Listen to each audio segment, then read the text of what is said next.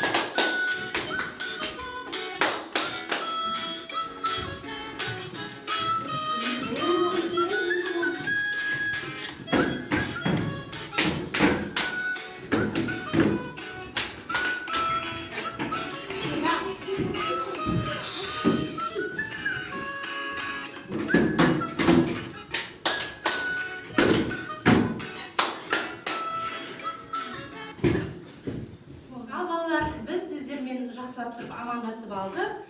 Олай болса, бүгінгі біздің тақырыбымыз, тренингтің тақырыбы дос және достық. Яғни балалар, дос деген қалай түсінесіңдер сендер? Достық деген достық деген тағы да орнан тұра ғой. Айта ғой, Нұрсезім? Дос сыйластыққа жақын болады. Өте жақсы. Тағы да кім айтады? Айта ғой. Дос біреуді ұрып жатса келіп көмеді. Иә, әрдайым жәрдемші, иә. Қыздар айта ғой, айта ғой. Достық деген сөзді қалай түсінесің? Қиын кезде қасында. Өте жақсы. Ал олай болса балалар, достық жайлы өзіміздің өлең шумағымызды тұрып қане айтып берейік. Көрейік. Дос болайық бәріміз, жарасып тұр әніміз, тыныштықты сақтаймыз, аттың күні қанымыз. Өте жақсы. Отыра қойыңдар балалар. Сендерді сыйластық және достық топтарына бөлдік, е? Ал енді сыйластық тобының тапсырмасы міне бұлай. Мынандай жағдаятта қалай шығар едің? Сенің ең жақын досың өзіне кіші баланы ұялы телефонын тартып алды. Сынып жиналысында оны талқылап жатыр. Ол сенен көмек сұрап тұр. Сен не айтар едің? Сыйластық тобы. Дұрыс айтамын. Оны бір жолға кешіріңіздер. Ол өте жақсы дос. Ол келесі күні қайталамайтынына сенімдімін деп айтар едім. Өте жақсы. Аяру, сен не деп айтар едің? Екінші қайталанбайды кешіріңіздер. Өте жақсы. Дұрыс па балалар? Иә. Аяру мен Нұрсезімнің орнына болғанда сендер де солай айтар едіңдер ме? Иә. Өте жақсы. Ал енді екінші достық тобы. Сенің досыңды үлкен балалар күш көрсетіп соғып жатыр. Сенің оларға шаман жетпейді. Сен не істейсің? Ал айта ғой Нұресам. Ол сенен кішкентай, сен оның ағасы. Өте жақсы. Сенен жасы үлкен, иә? Мұқтархан. Қайын айтатын. Ол да сенің әнің, сен де әніңді үлкен адамдар ұрып, сен де көмектесесің ғой. Өте жақсы. Ал балаларына топ келсе ма? Иә. Сендердің де інілерің бар ғой. Олай істеуге болмайды деп ақыл айтар ма едіңдер? Иә. балалар. Ал балалар, енді келесі тапсырма, екінші тапсырма. Сыйластық тобына мұқият тыңдаймыз. Әрбір адамға дос керек. Өйткені Асылжан? Өйткені оның жанынан табылған керек. Өте жақсы. Кім айта ғой? Темірлан айтады. Достық деген әрқашанда достасу, ол досына әрқашанда дос болады. Тағы да кім айтам дейді айта ғой? Достық деген біреуді ұрып жатса, досың келеді сені ұрады. Қорғайды де, иә? Қорғайды. Өте жақсы. Ал балалар қараңдаршы. Егер де сен досыңды біреу ренжітіп жатса, сен оны қорғайды, екінші баланы ұрып жатсаң, ол дұрыс па? Жоқ. Төбелеспен женуге бола ма? Жоқ. Немен жену керек? Ақылмен, достықпен жену керек. Дұрыс па? Ал енді келесі достық тобына тапсырма. Сыйластық бар жерде. Айару айта ғой. Өте жақсы. Нұрая, сыйластық бар жерде? Өте жақсы. Кім Мадина айта ғой? Сыйластық бар жерде? Өте жақсы достық бар, иә? Келісеміз ба балалар? Алсайтындарың бар ма? Сыйластық бар жерде не бар? Достық бар. Бәріміз де келісеміз, иә? Жалпы алғанда достық та, мейірімділік та, барлығы да бар, иә? Келістік па? Өте жақсы. Ал балалар қарайықшы. Дос деген екіге бөлінеді. Білесіңдер ме? Ал кім айтады? Қандай түрлері бар? Қандай белгілер? Айта ғой. Біреуі адал дос, біреуі арам дос. Келісеміз ба? Адал дос дегеніміз кім?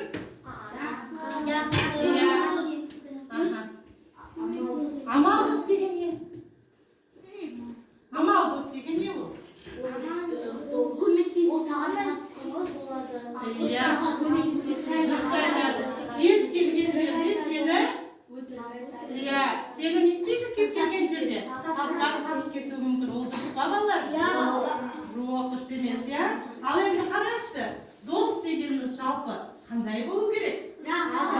Адал, сабырлы, төзімді, сенімді, көмекке әрдайым дайын, Сыр өсетін, ақылды, салмақты. яғни шын дос дегеніміз осылар, иә? Келістік па? Өте жақсы. Ал енді балалар, мен сендермен жеке-жеке сұрап шықсам, иә? Сенің, мысалға, кім? Тұра қойшы, Нұрислам тұра қойды. Сенің жан досың кім? Кім сенің жан досың? Қасымхан, иә? Ал Қасымхан қандай болады? Ал Айару өте жақсы. Сенің досың кім? Барлығы, дұрыс айтады, өте жақсы, иә? Осы сыныптың барлығы Айарудың досы. Дұрыс па? Ал енді Аяла орнынан тұра ғой. Досың кім сенің? Ең жақсы. Иә, ол қандай адам? Адал, иә? Ал Нұрсезімнің ең сүйікті түсі қандай? Несі бар? Нұрсезім қандай сенің ең сүйікті түсің?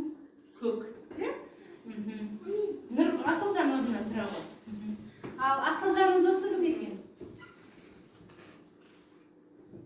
Айтамыз. Мүмкін өзінің аулanda шығар досын. Жоқ па досы? Неге? Барлық сынып сенің досын, барлық сынып сені жақсы көреді, е? Ал Темірлан, сенің досың кім?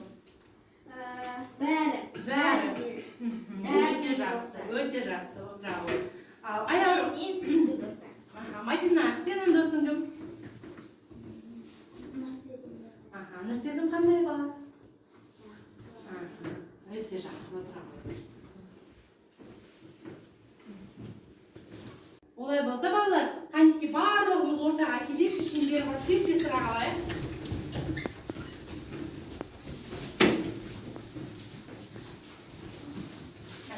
Бір-бірлеріне тұтаңдар. Балалар, мынау не нәрсе? Жүрек, иә. Осы жүрек арқылы мен мысалға аялаға өзімнің досымның қандай болу керек екенін айтамын. Иә, сол сияқты кезек барлығымыз өзіміз айтып шығамыз. Келістік па? Аяру, сен өте әдемі қыз болса екен деймін. Менің досым сұлу болса екен. Менің досым адам болса екен. Менің досым сабақты жақсы оқыса екен. Менің досым ақылды болса. Менің досым Өте жақсы әдепті болса екен. Менің досым интернет болса екен. Өте жақсы. Менің досым еңбекші болса екен. Менің досым әрдайым болса. Менің досым мейірімді болса. Менің досым кіші. Өте жақсы. Менің досым көңілді болсын. Өте жақсы балалар. Әрдайым осылай мейірімді, ақылды, парасатты, ақ көңіл, білімді, сабақты жақсы оқитын бала боламыз дегенге келісесіңдер ме? Яғни солай боламыз ба? Өте жақсы балалар. Рахмет, сіздерге кәдімгі орындарына жайғасамыз. Балалар, бүгінгі сабақ барысында сіздерді сыйластық және достық топтарынан 2 топқа бөлген болатын, иә? Енді 2 топтарда 2 сұрақтан қойылды, жағдаяттар да болды, барлығына дұрыс жауап берді деп ойлаймын. Келістік па? Осы орайда кім жеңді деп ойлайсыңдар? Достық. Өте жақсы, дұрыс айтасыңдар. Достық жеңді. Келісеміз ба? Өте жақсы. Бүгінгі біздің тақырыбымыз да достыққа байланысты. Барлығы бір-бірімен байланысып тұр, иә? Ал енді қорыта келе балалар, достық дегеніміз жалпы не нәрсе деп түсіндік? Достық. Қолмен көтереміз. Дос деген әдепті болады. Әрқашан қиындықта қасынан табылатын болады. Досыңмен сыр бөлсеміз ба енді? Асылжан айта қойшы. Достық дегенді жалпы қалай түсіндің бүгінге? Суреттерімізде көмектеседі. Өте жақсы, айта қойшы. Менің досым ең жақсы, ең мейірімді, әрі өте ақылды. Өте жақсы балалар, сендерге көптен көп рахмет. Жақсы, сау болыңдар. Сау болыңыз.